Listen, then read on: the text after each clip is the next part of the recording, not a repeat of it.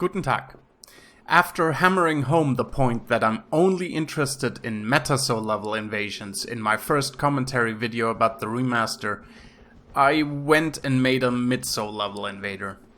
Make no mistake, I still enjoy meta-level invasions, but a bit of variety can't hurt, right? Today I'm gonna talk about the build that I chose to make, how it kicks ass to a disgusting degree, and how the weapon matchmaking that everyone and their mother is bitching about is an utter joke and might as well not be there. First off, the build. It's soul level 55, which I chose so I can invade pretty much anywhere from Anor Londo to the Kiln. Typically, hosts will be around soul level 50 when they leave behind the Anal Rodeo and summon help to finally overcome Snorlax and Pikachu. And with the ability to invade 10% of your soul level down, that makes soul level 55 perfect, especially since it's still able to catch all the soul level 60s and 70s going through the Lord Soul areas. As you probably guessed, I went the route of ruthless German efficiency, of course, and chaos infused my weapons, which means they do tons of damage at minimum strength and dexterity to wield them, allowing me to put basically all my stat points into vitality and endurance. In this particular case, I have 36 vitality, which means 1635 HP with the Fab Ring and Mommy Mask, and 35 endurance, which gives me 175 stamina points, as well as the ability to fast roll with the probably most optimized armor setup there is when it comes to weight to defense and poise. My second ring slot is open, meaning I can use Wolf Ring, Hornet Ring or the Flip Ring depending on the situation, and that's something I recommend doing on every fast roll character you make. It will give you much better results in terms of poise and utility than Fab plus Havel's Ring with heavier armor, for example.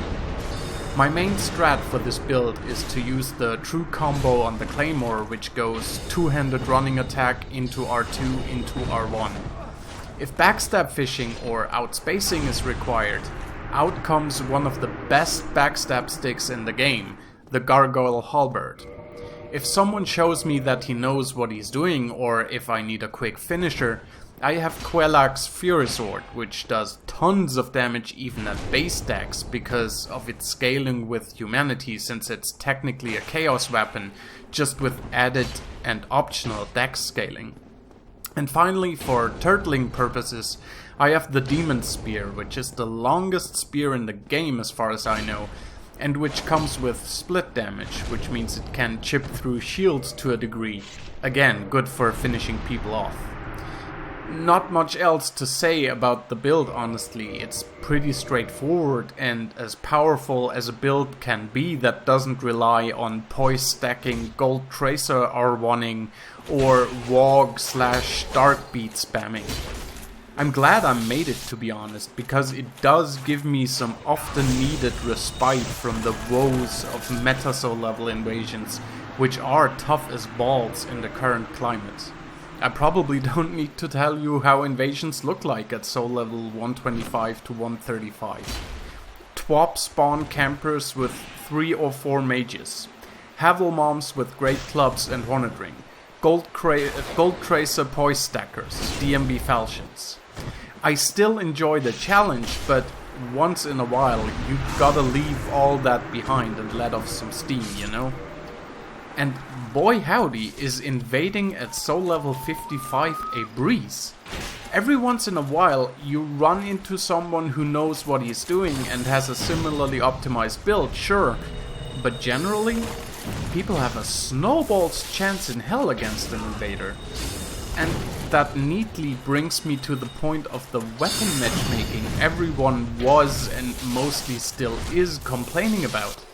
I too said something along those lines in my Midkumo video simply because I heard about it and thought it was a problem. Now that I tried it out at lower than meta soul level invasions, I have to ask, what the hell are y'all smoking?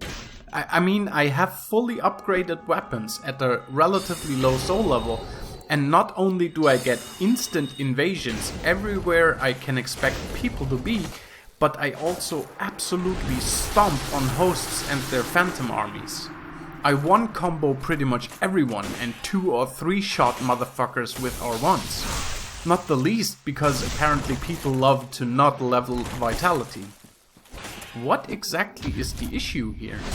From what I can tell from watching Project Goof's research on the matter, link in the description by the way, the weapon matchmaking is ridiculously lax, almost to the point of being irrelevant. Yeah, you can't bring a plus 15 weapon into the Burg or Parish anymore to wipe away fresh new characters or to one-shot bosses for low-level hosts.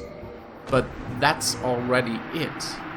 If you go just a little bit further into the game and a little higher in terms of soul level, you can bring basically any weapon upgrade and get activity. Plus, armor and Estus upgrades, as well as the defense added by Soft Humanity, aren't factored into the matchmaking at all, so you can still be damn near unkillable in the early game areas. Again, what is the problem here? Kulak have done the bare minimum to counter twinking, and what little they did almost doesn't matter. I mean, as much as I enjoy those mid-soul level invasions, even those I find almost unfair. Now, you could say, why make your build that powerful then? Just make a creative, unoptimized lore build and have some fun. Well, my fun comes from optimizing builds is the thing. I legitimately get a twitchy eye if I waste even just 1 stat point or use a weapon that is inferior to a similar choice. It's just how I am. Plus, playing against several players at once, even at soul level 55 with fully upgraded weapons, is still a challenge sometimes. And then when those people know what they are doing, you better bring your best build and skill, otherwise you will bite the dust. It's almost like this game is an unbalanced, broken mess of a PvP experience. Shocking revelation, I know. Plus, you have to prepare for the worst scenario, not the best, right? And that's really the crux of this game, isn't it? I mean, from what I can tell, invasions are either generally piss easy when you do them at low or mid soul level, experienced gang squads aside, or they are an exercise in frustration tolerance when you get spawn-TWoP'd and Dark Bead'd at meta soul level. Nothing in between. But you know what? That's okay.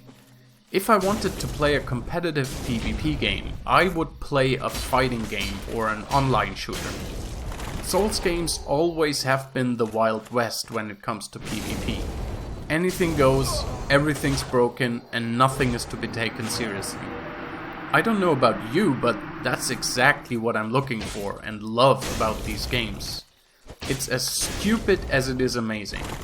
I love Dark Souls 2 and 3 to death, but personally after playing Dark Souls 1 again, I really find it a shame how From tried to tame and balance the PvP experience in those games. In my opinion, fuck that. Yes, TWoP gets on my nerves, especially since every gang squad seems to run it now.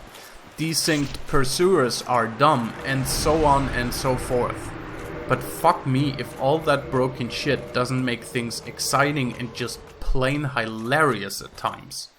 And the good thing is, you can always go to soul level 55 or so and have yourself a little vacation, as it were. My next build is going to be a meta soul level character again.